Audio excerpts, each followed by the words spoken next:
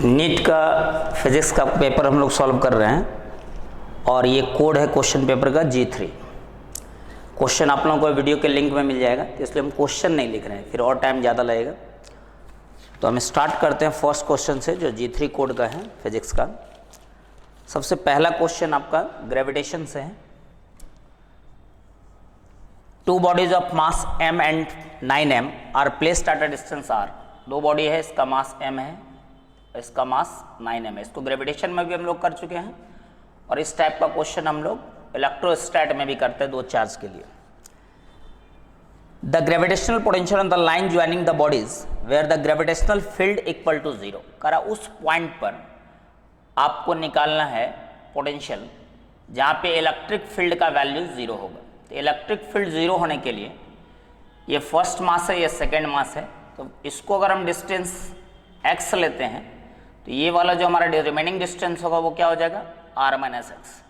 तो पहले हमको फील्ड 0 के लिए x कैलकुलेट करना पड़ता है और तब पोटेंशियल कैलकुलेट करते हैं। तो फर्स्ट मास के लिए फील्ड होगा E1, सेकेंड मास के लिए फील्ड होगा E2। 0 होने के लिए कंडीशन पता है, वेक्टर तब 0 होता है जब इक्वल मैग्नीट्यूड। फॉर्मूला क्या होता है फील्ड का, Gm upon X square is equal to G into 9m upon r minus X का होल स्क्वायर। तो m कैंसिल हो जाएगा, आपका g कैंसिल हो जाएगा, तो ये हो जाएगा आपका r माइनस एक्स का square upon X square equal to 9। तो इसको डायरेक्ट आप अगर स्क्वायर हटा देते हैं तो ये हो जाएगा 3। तो r minus X equal to कितना आ गया 3x। तो 2x इक्वल टू ये 4x इक्वल टू क्या हो जाएगा r। तो x इज इक्वल टू आ जाएगा r/4। अब अगर x आपका निकल गया तो पोटेंशियल आपको निकालना है, तो दोनों मास के कारण पोटेंशियल निकालना पड़ेगा और पॉइंट मास का पोटेंशियल होता है माइनस Gm अपॉन r। तो फर्स्ट मास के लिए अगर पोटेंशियल देखोगे तो माइनस Gm अपॉन एक्स की जगह क्या डालेंगे r/4। तो एक r/4 है, तो इसका मतलब ये जो रिमेनिंग डिस्टेंस होगा r माइनस r/4, ये कितना होगा 3r/4। ये हो जाएगा minus g into 9m into 3r/4। ये हो जाएगा माइनस 4gm/r प्लस ये 9 इंटू 4 कितना हो जाएगा 36 gm/3r। तो ये एलसीएम ले लोगे तो ये 3r हो जाएगा, ये कितना हो जाएगा तो माइनस 12gm माइनस 36gm। 12 और 36 कितना हो जाएगा 48 sorry minus 48 gm upon 3r। इसको कैंसिल करा दो 16, तो रिजल्ट होगा minus 16 gm upon r। Minus 16 gm upon r जो फोर्थ ऑप्शन है वो आपका करेक्ट ऑप्शन है। तो ये सेम टाइप का क्वेश्चन हम लोग इलेक्ट्रोस्टैट में भी करते हैं और ग्रेविटेशन में भी करते हैं। नेक्स्ट क्वेश्चन देखते हैं हम लोग, जो सेकंड क्वेश्चन है। क्वेश्चन का लेवल फिजिक्स का इस बार बहुत ही कम है, बहुत इजी लेवल का क्वेश्चन है।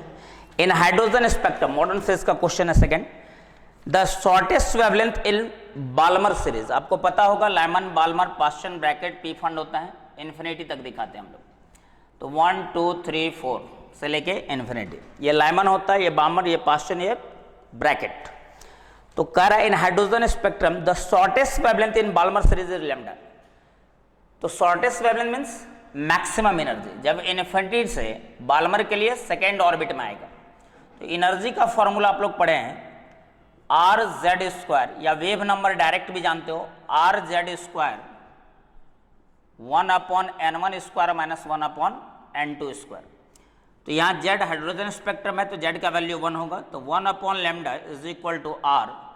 बाल्मर के लिए n1 क्या रखेंगे, सेकेंड में आएगा तो n1 का स्क्वायर 1/4। हाईएस्ट एनर्जी इन्फिनिटी 0 हो जाएगा, तो 1 upon lambda equal to r/4। तो इससे आपको लैम्डा इक्वल टू क्या आ जाएगा 1 अपॉन लैम्डा r/4, तो 4/r। अब क्या पूछ रहा है ये कि the shortest wavelength in bracket series. Bracket series means क्या होता है कि इन्फिनिटी से किस में आएगा, Lyman Balmer Paschen bracket fourth में आएगा। इन्फिनिटी से जब फोर्थ में आता है तो ब्रैकेट सीरीज होता है, तो 1 अपॉन लैम्डा r z1 हो जाएगा, 1/4 का स्क्वायर कितना होगा 16, और हाईएस्ट मतलब इन्फिनिटी से आएगा। तो 1/λ is equal to r into 1/16। 1/λ का वैल्यू यहां से पुट कर दो r/4, तो इज इक्वल टू r/16। इसका जो आ गया, क्या पूछ रहा था, सॉरी वेवलेंथ पूछ रहा है, ये लैम्डा डैश निकालने के लिए पूछ रहा है। ये लैम्डा दिया हुआ है किसका, बाल्मर का, और ये पूछ रहा है ब्रैकेट का, तो ये सेम नहीं होगा, दोनों का डिफरेंट होगा, लाइमन का अलग होगा, इसका अलग होगा। तो ये 1/λ dash is equal to r/16, तो लैम्डा डैश इक्वल टू कितना हो गया 16/r। r के जगह आप क्या रख सकते हैं 4/λ, r के जगह हम क्या रख सकते हैं r is equal to 4/λ, put कर दो r के जगह 16/4/λ करोगे तो ये कितना हो जाएगा, 4 से कैंसिल कर दो, लैम्डा ऊपर जाएगा तो 4λ। तो इसका जो वेवलेंथ होगा वो कितना होगा 4λ होगा, सेकेंड का ऑप्शन होगा 3। नेक्स्ट क्वेश्चन है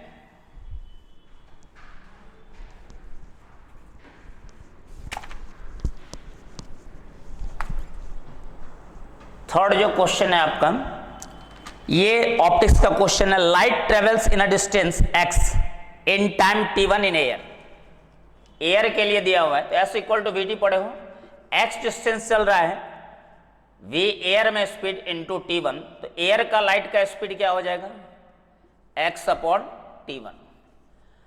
सेकेंड मीडियम दिया हुआ है and 10x in time t2 in another denser medium. Second medium में जो अनदर मीडियम है s इक्वल टू vt लिखोगे तो 10x डिस्टेंस कवर कर रहा है v इंटू t2, तो v हो जाएगा अनदर मीडियम का 10x/t2। अब अगर कहेगा रिफ्रैक्टिव इंडेक्स बताओ तो म्यू इज इक्वल टू क्या होता है, म्यू इज इक्वल टू अगर देखोगे तो c बाई क्या होता है म्यू, c इक्वल स्पीड, किसी भी मीडियम में जो स्पीड होता है वो क्या होता है, एयर में जो स्पीड होता है और उसका रिफ्रैक्टिव इंडेक्स, तो म्यू इक्वल टू क्या लिख सकते हैं c/v।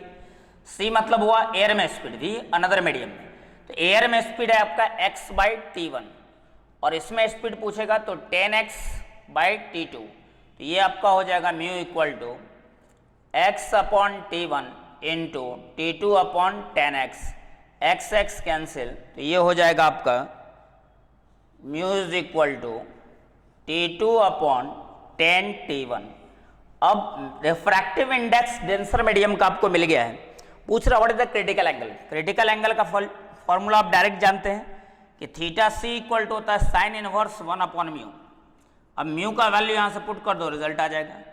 तो यहां पर साइन इनवर्स 1/t2/10t1, तो ये ऊपर चला जाएगा तो sine inverse 10t1/t2, 10t1/t2 third वाला का जो आंसर होगा, फर्स्ट ही चॉइस है sine inverse 10t1/t2। Next question पूछ रहा है फोर्थ नंबर क्वेश्चन,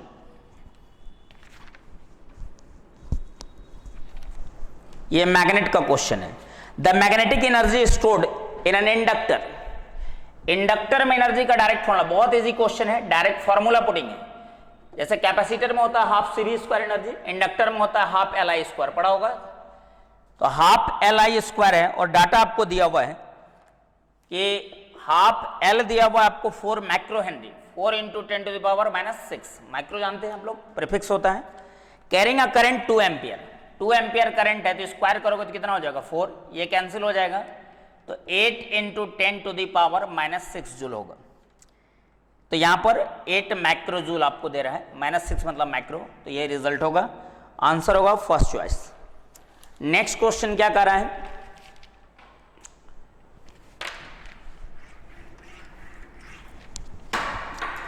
ये फॉर्मूला पुटिंग।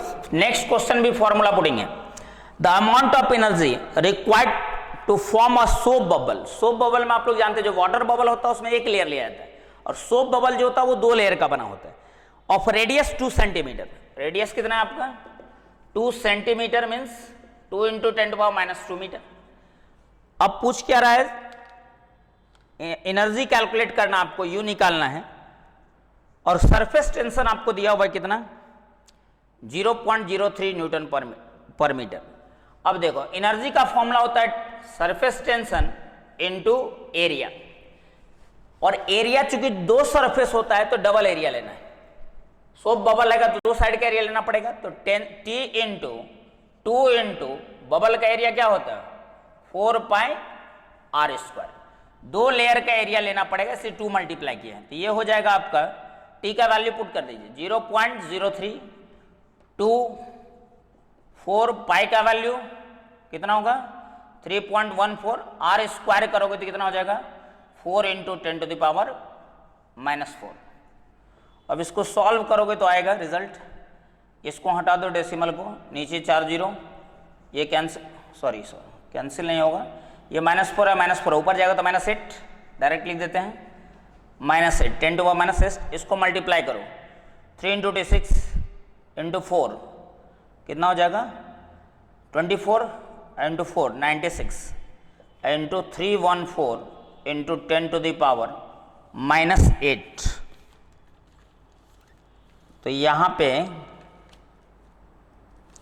तुम देखोगे तो थोड़ा लेंदी कैलकुलेशन जाएगा, तो 96 आंसर जो दिया वो 10 टू पावर -4 में दिया हुआ है, तो मैं प्रॉक्स में काम करते हैं तो -4 में आंसर दिया हुआ है, तो 96 314 अगर 0 से डिवाइड कर देते हैं तो ये 10 टू द पावर -4 जूल में आ जाएगा, और इसको मल्टीप्लाई करोगे अप्रॉक्स तो कितना आ जाएगा, इसमें डालोगे तो अप्रॉक्स 1, इसको अगर हम 100 मान लेते हैं अप्रॉक्स में निकाल रहे हैं, और इसमें 2 जीरो डालोगे तो यहाँ पॉइंट लगेगा, तो 3 इंटू 1 3 के आसपास आना चाहिए, तो ये आपका आएगा 3 एक ही है 4 ऑप्शन जो है 3.01 into 10 to the power -4 zero, इसको हम 100 मान लेते हैं अप्रॉक्स में, क्योंकि डिफरेंस जो है वो बहुत ज़्यादा है ऑप्शन में, तो हम अप्रॉक्स लेके कैलकुलेशन करेंगे तो ये वाला आपका रिजल्ट आएगा।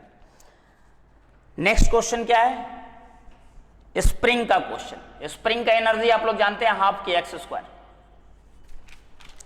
तो कह रहा है the potential energy of a long spring when stretched by 2 centimetre is u।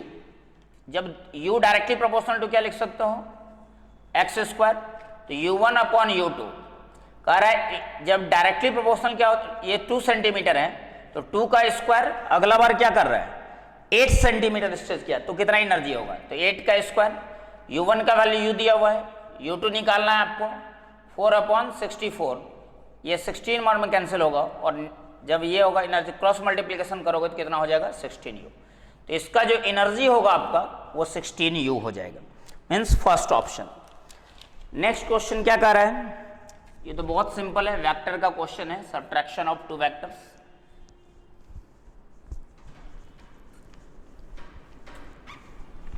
Formula putting question बहुत ज्यादा है इसमें। 7 नंबर क्वेश्चन आपका है, a football player is moving southward, तो पहले आप चारों डायरेक्शन लिख लीजिए, east west north south. Football player किधर मूव कर रहा है, इनिशियल वेलोसिटी आपको दिया हुआ है, साउथवर्ड डायरेक्शन मूव कर रहा है, सडनली टर्न्स ईस्टवर्ड, उसके बाद ये ईस्टवर्ड मूव किया, फाइनल क्या है ईस्टवर्ड।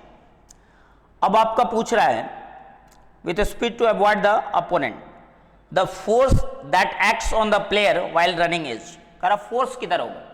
आप लोग जानते हैं एवरेज फोर्स जो होता है वो होता है change in momentum upon time, P final minus P initial upon delta T, मतलब जो चेंज इन मोमेंटम का डायरेक्शन होगा P final minus P initial का, वही फोर्स का डायरेक्शन होगा, और मोमेंटम का डायरेक्शन ऑलवेज वेलोसिटी के डायरेक्शन में होता है, ये पी इनिशियल ये पी फाइनल, आपको निकालना क्या है P final minus P initial, तो फर्स्ट के हेड पे सेकेंड का टेल रखिए, ये पी आई हो जाएगा,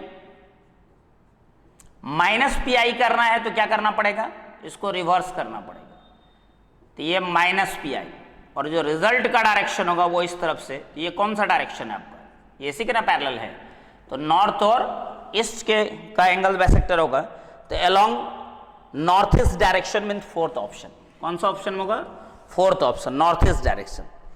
नेक्स्ट क्वेश्चन है the ratio of frequency of fundamental harmonic produce by an open organ pipe to the closed organ pipe. अब देखो ओपन ऑर्गन पाइप ओपी, इसका फॉर्मूला तुम पढ़े हो V/12, और क्लोज्ड ऑर्गन पाइप का फंडामेंटल फ्रीक्वेंसी होता है V/4L, दोनों पढ़ा हुआ है, बस इसका रेशियो निकालना है।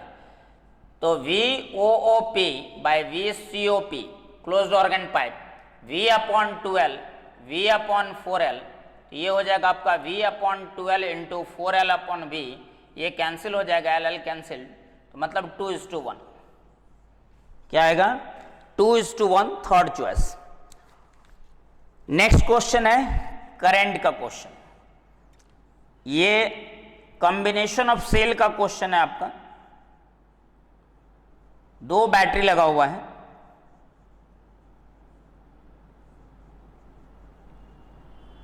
ये इसका नेगेटिव टर्मिनल है, इसका 10 वोल्ट है और इसका EMF है 5 वोल्ट। यहाँ पे एक रेसिस्टेंस है, एक रेसिस्टेंस नीचे है, तो यहाँ 2 ओम, यहाँ पे क्या होगा 1 ओम और ये क्या होगा 7 ओम। सबसे पहली बात कि जो करंट होता है net EMF by net resistance, net EMF upon net resistance. Total EMF पूछेगा, चूंकि अपोजिट डायरेक्शन है तो 10 - 5 तो 5 हो जाएगा, और नेट रेजिस्टेंस सब सीरीज में है तो 2, 7 और 1 है तो 10 हो जाएगा, मतलब 0.5 एम्पियर। करंट तो हो जाएगा 0.5 एम्पियर। अब डायरेक्शन पूछेगा तो बताए थे जिसका EMF ज्यादा होता है उसके अकॉर्डिंग डायरेक्शन होता है, तो 10 वोल्ट के अकॉर्डिंग डायरेक्शन होगा या 5 वोल्ट के अकॉर्डिंग, तो हायर EMF है ये, तो इसके अकॉर्डिंग होगा तो क्या डायरेक्शन होगा, ये A है ये B है, तो करंट का डायरेक्शन ये होगा A to B। क्या दिया हुआ इसमें option 0.5 ampere from A to B through E। E कहां पे है, ये वाला E, इधर से A to B through E, यही ऑप्शन होगा आपका correct option, C choice, third choice. Question number 9 हो गया आपका।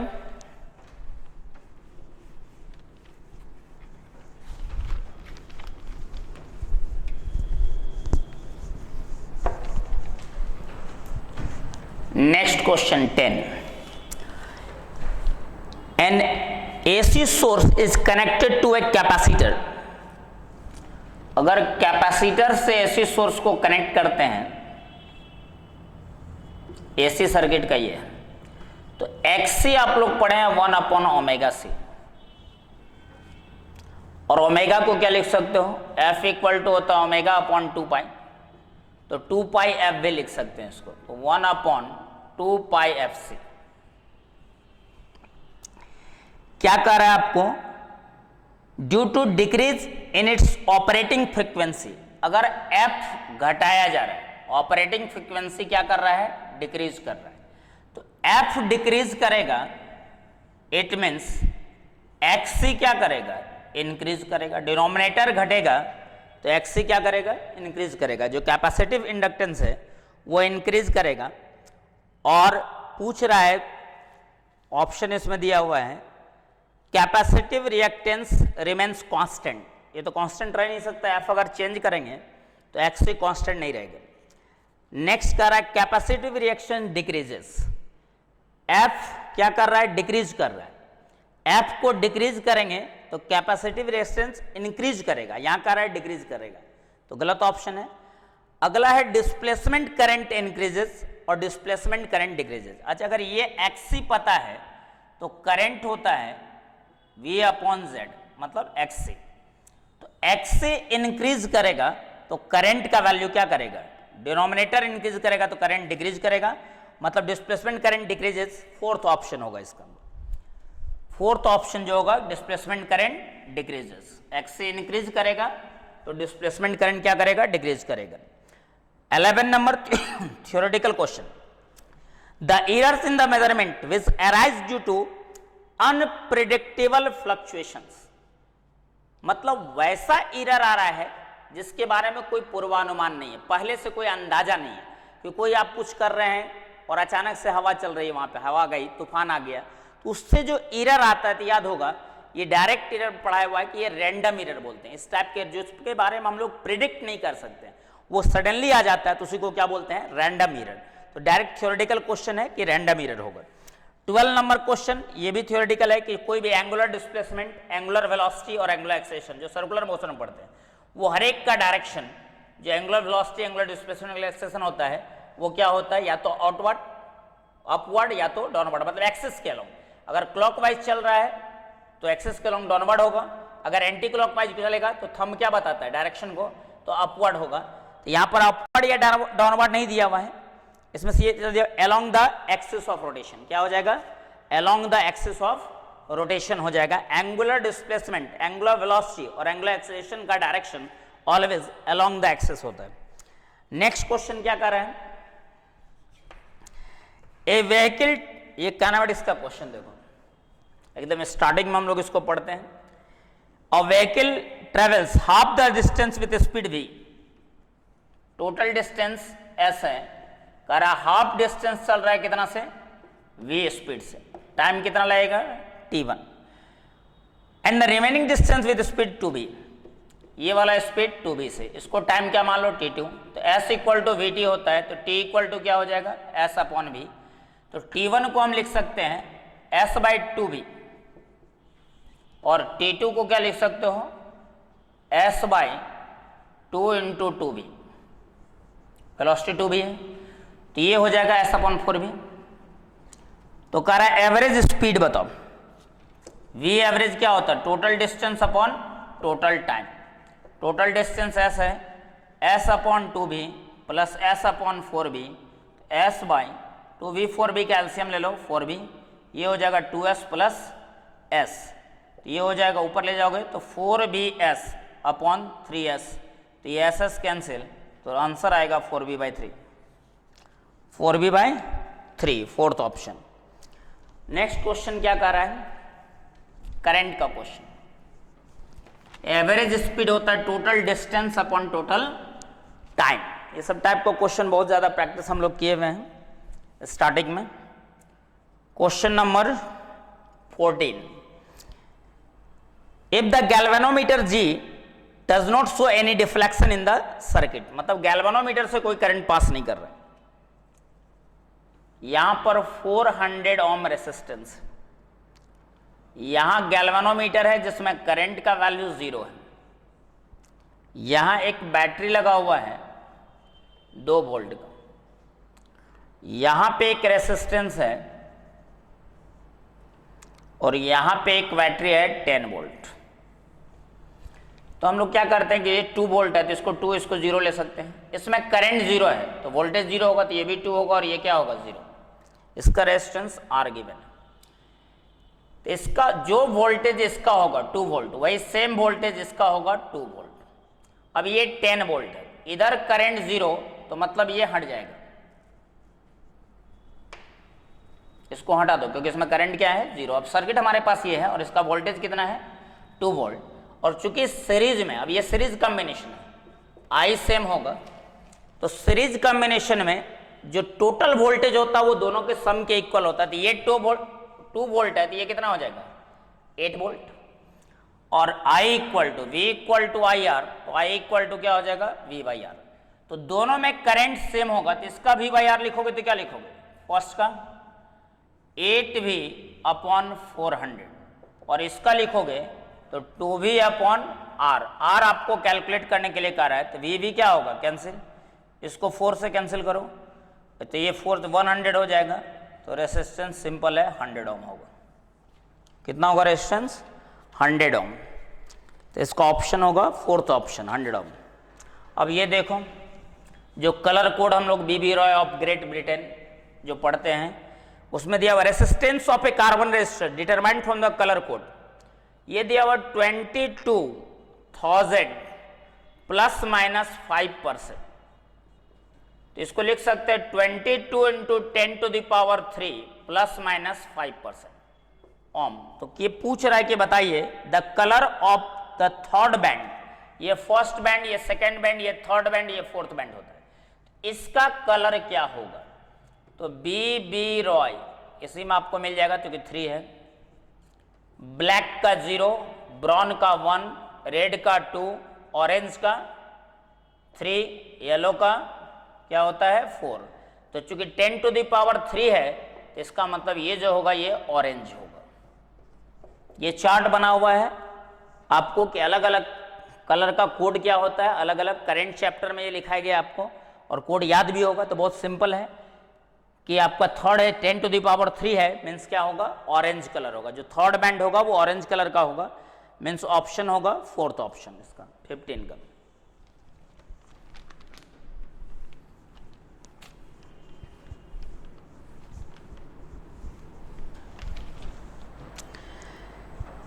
Sixteen number question, a Carnot engine has efficiency of 50%, मतलब इनपुट अगर 100 है तो आउटपुट आपको 50 मिल रहा है, 50% या 4 जूल इनपुट है, 2 जूल क्या मिल रहा है आउटपुट, तो इफिशियंसी हम लोग हो जाएगा 50% का मतलब होता है 1/2 हाफ। और ये पूछ रहा है कि बताइए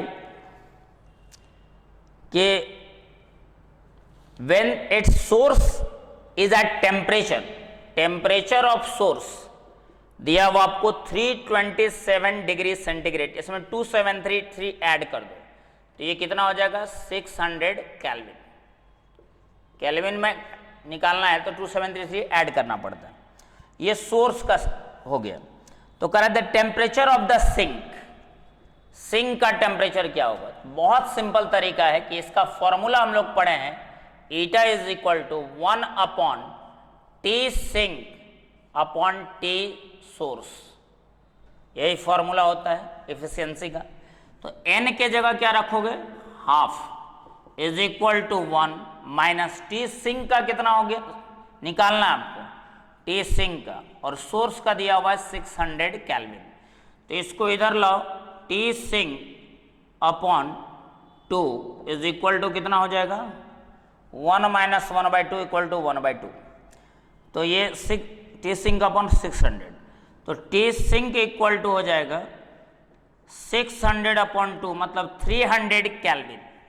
कितना आएगा 300 केल्विन। अच्छा आंसर दिया हुआ डिग्री सेंटीग्रेड में, तो 300 में 273 माइनस कर दो 27 डिग्री सेंटीग्रेड आंसर होगा सेकेंड ऑप्शन।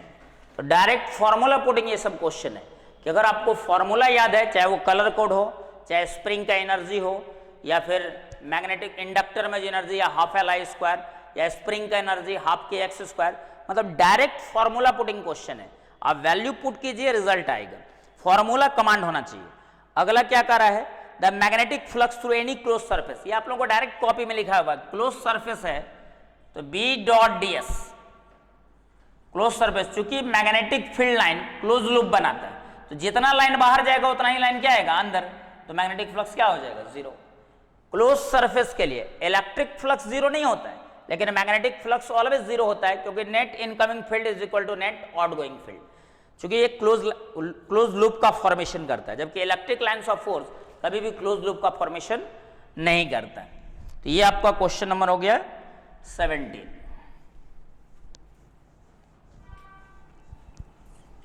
नीट में है कि आपका कॉपी अगर कमांड है, आप फॉर्मूला 100% जानते हैं तो फिर आपको कोई दिक्कत नहीं है। 18 नंबर क्वेश्चन का रहा है ए फुल वेव रेक्टिफायर। याद होगा फुल वेव रेक्टिफायर क्या होता है, एसी को डीसी में कन्वर्ट करने का डिवाइस होता है फुल वेव रेक्टिफायर। इस तरह से एसी का करंट होता है, और फुल वेव है तो इसमें नेगेटिव वाला क्या हो जाता है पॉजिटिव, नेगेटिव वाला जो पार्ट है वो पॉजिटिव हो जाता है, लेकिन ये रिपल्स का फॉर्मेशन कर रहा है, फ्लक्चुएशन बहुत ज्यादा होता है। और ये बताया गया कि अगर क्या कर रहा है, a centre trap transformer, capacitor and load resistance, which of this components remove the AC ripples from the rectifier output. कह रहा है ये जो रिपल्स है इसको कौन हटाता है, तो अगर रेसिस्टेंस रहेगा तो इस तरह का होता है, और अगर कैपेसिटर डाल देते हैं, पढ़े हो तुम लोग, तो कैपेसिटर्स डाल देगा तो यही ग्राफ इस तरह से हो जाता है। जो इसका रिपल्स है, जो फ्लक्चुएशन है उसको क्या करता है घटाता है, और इसके लिए सर्किट में क्या ऐड करना पड़ता है कैपेसिटर को ऐड करना पड़ता है। सब थ्योरेटिकल क्वेश्चन है। फोर्थ ऑप्शन होगा कैपेसिटर। नेक्स्ट क्या कर रहा है एक्सरे। जैसे पता है आप लोग को नीट में एक्सरे चैप्टर का नहीं है, तो इसका एक्सरे का यूज भी नहीं आएगा। ये मॉडर्न फिजिक्स का जो कॉन्सेप्ट है उससे क्वेश्चन सॉल्व हो जाएगा। क्वेश्चन नंबर 19, एक्सरे देख के अगर कोई कंफ्यूज कर गया होगा तो अलग बात है। The minimum wavelength of X rays, lambda minimum पूछ रहे हैं। प्रोड्यूस बाय एन इलेक्ट्रॉन, क्या प्रोड्यूस कर रहा है इलेक्ट्रॉन, इलेक्ट्रॉन का चार्ज को ई लिखते हैं। Through a potential difference V, voltage क्या है V, तो एनर्जी होता है आप लोग को QV, मतलब EV हो जाएगा, difference V volt in a proportional to, energy का फॉर्मूला क्या पढ़े हो, Hc upon lambda, EV equal to Hc upon lambda, तो lambda is equal to Hc upon EV, यही वेवलेंथ होगा। लेकिन ये पूछा है डायरेक्टली प्रोपोर्शनल या इनवर्सली प्रोपोर्शनल, V के टर्म, तो लैम्डा जो होगा वो V के क्या होगा, इनवर्सली प्रोपोर्शनल, तो lambda inversely proportional to V, यही ऑप्शन करेक्ट ऑप्शन होगा। इट मीन्स थर्ड जो ऑप्शन है। नेक्स्ट क्वेश्चन क्या है,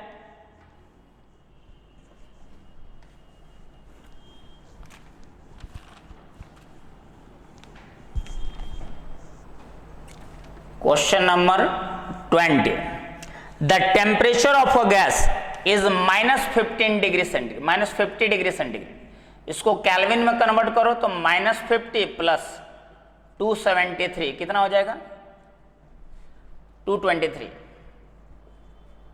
केल्विन, तो ये आपका हो गया 223 केल्विन।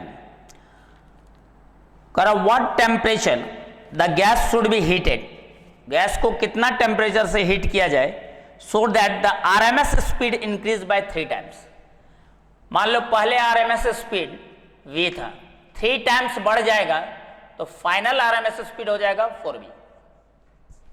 V तो पहले से था, 3 टाइम्स बढ़ा तो 3V प्लस V कितना हो जाएगा 4V, तो 4 टाइम्स स्पीड बढ़ाना है, तो ये कब पॉसिबल है, तो आरएमएस स्पीड का फॉर्मूला √T के डायरेक्टली प्रोपोर्शनल टेम्परेचर के, अब 4 टाइम्स बढ़ाना है तो इसका मतलब टेम्परेचर 16 टाइम्स बढ़ेगा, 16 का रूट क्या होता है 4, तो टेम्परेचर जो होगा फाइनल वो इनिशियल का 16 टाइम्स होगा, मतलब 16 इंटू 223 केल्विन, इसको मल्टीप्लाई कीजिए रिजल्ट आ जाएगा। अब नेक्स्ट क्या है, ये होगा 21 number, in series LCR circuit, LCR circuit है, इसी में पढ़े हम लोग LCR circuit, LCR circuit L दिया हुआ, ये थोड़ा सा लेंदी कैलकुलेशन है, 10 milli henry 10⁻³ henry, capacitance 1 microfarad 10⁻6 farad और रेसिस्टेंस 100 ओम, तीनों डाटा दिया हुआ है। कह रहा है the frequency at which resonance सकस, रेजोनेंस का फ्रीक्वेंसी का फॉर्मूला क्या पढ़े हो, 1/2 पाई इंटू LC, और अगर एंगुलर फ्रीक्वेंसी पूछेगा तो 1/LC। दोनों ऑप्शन है, एंगुलर फ्रीक्वेंसी का भी है और फ्रीक्वेंसी का भी है, तो देख लेते हैं, पहले फ्रीक्वेंसी देखते हैं हम लोग, क्या होगा 1/2 पाई, पाई का वैल्यू 3.14 और L का वैल्यू क्या हो जाएगा, L आपका हो जाएगा 10 मिली हेनरी, मतलब 10 इंटू 10⁻³ और हेनरी निकालेंगे तो क्या होगा, C का वैल्यू कितना दिया 1 माइक्रोफराड 1 × 10⁻6, इसको सॉल्व करेंगे हम लोग को फ्रीक्वेंसी मिलेगा। अगर फ्रीक्वेंसी से आंसर मैच नहीं करता है तो फिर एंगुलर फ्रीक्वेंसी क्या होता है, केवल 2 पाई हट जाता है, तो 1/LC, वैसे यही निकालोगे तो रिजल्ट आ जाएगा आप लोगों को। नेक्स्ट क्वेश्चन है 22 नंबर क्वेश्चन कर रहा है, a 12 volt 60 watt lamp is connected to secondary of a step down transformer. Step down transfer है जिसका वोल्टेज सेकेंडरी का दिया हुआ है 12 वोल्ट और पावर दिया हुआ है सेकेंडरी कॉइल का 60 वाट। नेक्स्ट क्या कर रहा है, whose primary is connected to AC mains, primary का दिया हुआ है VP 220 volt, assuming the transformer to be ideal. Ideal transformer मतलब एफिशिएंसी जो होगा वो 100% होगा, मतलब जो P प्राइमरी का होगा पावर वही P किसका होगा, सेकेंडरी का होगा। तो आपको निकालना क्या कर रहा है, what is the current in the primary, तो करंट का फॉर्मूला पढ़े हो IP IV होता है, तो IP VP प्राइमरी के लिए और IS VS सेकेंडरी के लिए, ये डायरेक्ट दिया हुआ है सेकेंडरी का 60 वाट, सेकेंडरी का पावर गिवन है, तो IP प्राइमरी का वोल्टेज 220 वोल्ट और ये आपका दिया हुआ है 60, तो IP इज इक्वल टू हो जाएगा 60/220, ये कैंसिल कर दो तो 2 से कैंसिल करोगे कितना होगा 311, तो प्राइमरी का करंट हो जाएगा 3/11, डिवाइड करोगे तो कितना होगा 0.27 के आसपास, 0.27 के आसपास कौन सा है सेकेंड ऑप्शन 0.27। नेक्स्ट क्वेश्चन है 23, देखो इसमें कोई कैलकुलेशन नहीं करना है। क्वेश्चन नंबर वर्क फंक्शन बताए थे minimum energy required to remove an electron from a metal surface, किसी भी मेटल सरफेस से इलेक्ट्रॉन को निकालने के लिए जो एनर्जी का रिक्वायरमेंट होता है वही वर्क फंक्शन कहलाता है। तो आपको दिया हुआ है डिफरेंट टाइप का मेटल, सीजियम का वर्क, सीजियम पोटेशियम और सोडियम। सीजियम का वर्क फंक्शन दिया हुआ है 2.14 इलेक्ट्रॉन वोल्ट, पोटेशियम का दिया हुआ है 2.30 इलेक्ट्रॉन वोल्ट वर्क फंक्शन, और इसका सोडियम का दिया हुआ है 2.75 इलेक्ट्रॉन वोल्ट। ये वर्क फंक्शन है 5, 3 अलग अलग मटेरियल का। अब क्या कर रहा है कि if incident electromagnetic radiation has an incident energy, मतलब जो फोटोन आ रहा है उसका एनर्जी कितना है 2.20 इलेक्ट्रॉन वोल्ट। तो अगर ये एनर्जी है तो किसका इलेक्ट्रॉन निकाल सकता है, वर्क फंक्शन से ज्यादा एनर्जी चाहिए इलेक्ट्रॉन को निकालने के लिए। सीजियम का है 2.14, इसका है 2.20, तो ये सीजियम के इलेक्ट्रॉन को निकाल सकता है। 2.30 है, ये 2.20 कम है, पोटेशियम के इलेक्ट्रॉन को ये रिमूव नहीं कर सकता है, और ये 2.75 है, ये 2. मतलब ये किसका, केवल ये सीजियम के इलेक्ट्रॉन के वर्क फंक्शन से ज्यादा है। इसका मतलब ये जो फोटोन है वो सिर्फ और सिर्फ सीजियम के इलेक्ट्रॉन को क्या कर सकता है, बाहर कर सकता है। तो ऑप्शन एक ही होगा सीजियम, ओनली क्या होगा सीजियम। ये आपका सेकेंड ऑप्शन है। इस क्वेश्चन पेपर का कोड बता चुके हैं आप लोगों को कि J3 कोड है, जो आपको वीडियो के लिंक में मिल जाएगा। 24 number question, an electric dipole is placed at an angle of 30 degree. देखो डायरेक्ट फॉर्मूला पुटिंग क्वेश्चन है। With an electric field of intensity E आपको दिया हुआ है 2 × 10⁵ न्यूटन पर coulomb. It experience a torque equal to 4 newton metre. Calculate the magnitude of the charge of the dipole. Mod Q आपको निकालना है। If the dipole length is 2 centimetre, dipole length 0.02 metre, 2 centimetre का मतलब ये होता है, पढ़े हो direct formula PE sin theta. Torque is equal to, इसको लिखते हैं mod QD, charge into separation, E sin 30 degree, sin 30 का वैल्यू 1/2, तो torque equal to mod QD E 1/2। हमको मॉड Q पूछ रहा है, तो mod Q is equal to हो जाएगा 2 × τ upon D × E। Value put करो, आंसर आएगा 2 × τ कितना है 4, और D कितना है 0.02, और E कितना है आपका 2 × 10⁵। तो इसको ऊपर ले जाओ 10⁵, ये 2 कैंसिल 4 से, तो ये 2 × 10⁻⁻5 + 2 -3 कूलम। तो क्या ऑप्शन है आपका, 10⁻⁻3 को मिली बोलते हैं, 2 मिली कूलम, यही चार्ज होगा। 25 टोटल 50 क्वेश्चन है इसमें।